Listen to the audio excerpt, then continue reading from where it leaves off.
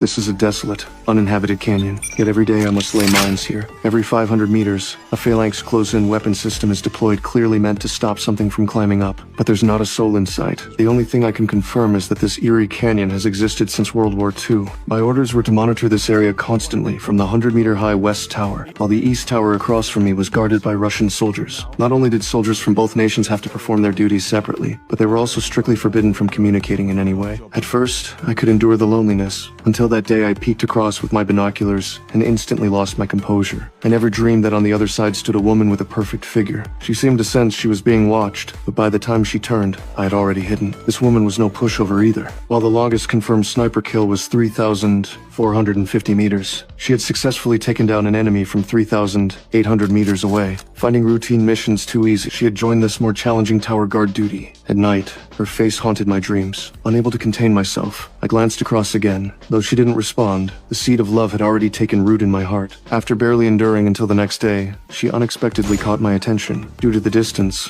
she wrote her message in a notebook.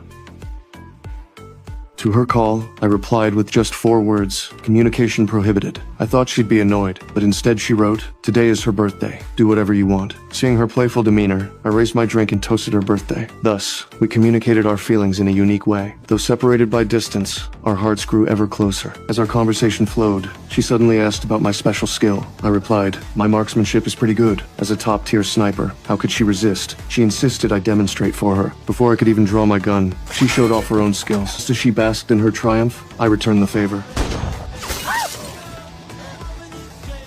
Not only did she not get angry, she placed the bottle on her head, signaling me to continue. The moment I aimed to fire, her expression shifted from surprise to terror. She gestured for me to look down in the darkness. Something was closing in. I quickly aimed my rifle into the depths of the canyon. When the first monster appeared, I finally understood what my superiors had ordered me to guard.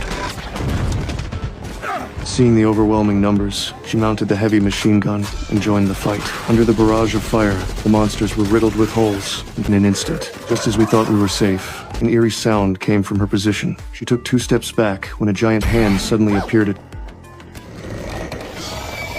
a tree-like monster. Without hesitation, she fired a burst. But the falling creature triggered an airborne mine. A deafening explosion sent shrapnel into her chest.